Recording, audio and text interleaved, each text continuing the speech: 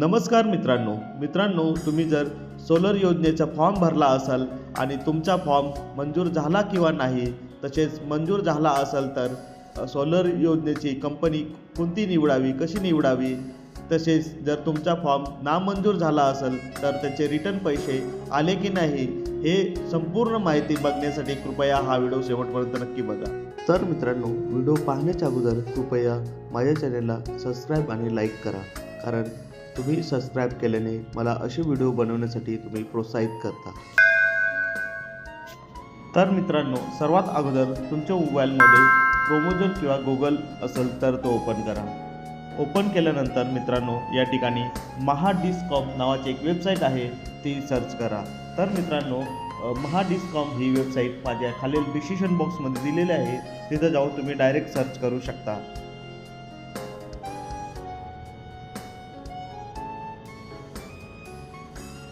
ती सर्च केल्यानंतर मित्रांनो, या ठिकाणी तुम्हाला अशा प्रकारचे एक पेज ओपन होईल।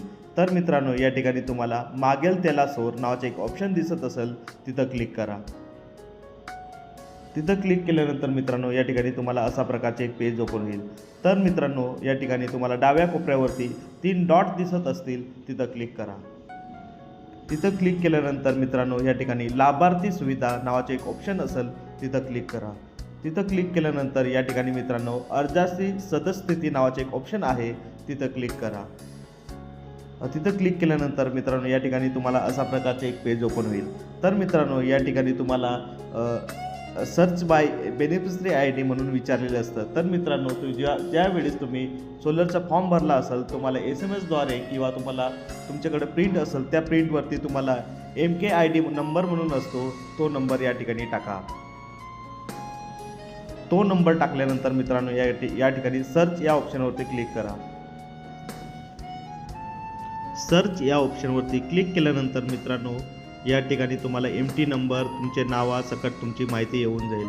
तर मित्रांनो, करंट स्टेटस या ऑप्शनसमोर तुम्हाला A1 फॉर्म अप्रूव्ड नावाचा ऑप्शन येत असेल, तर मित्रांनो, या ठिकाणी तुमची सोलरमध्ये निवड झाली आहे असं समजा।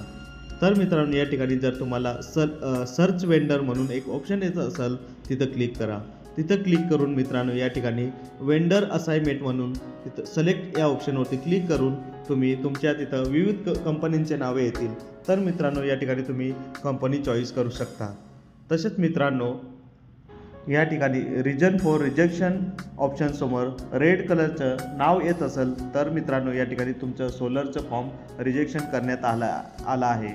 तर मित्रांनो, या ठिकाणी करंट स्टेटस समोर तुमचे पैसे रिफंड झाले आहे किंवा नाही, या ठिकाणी तुम्हाला दाखवण्यात येईल। तर मित्रांनो, हा जर व्हिडिओ आवडला असेल तर कृपया माझ्या चॅनलला सबस्क्राईब आणि लाईक करायला विसरू नका।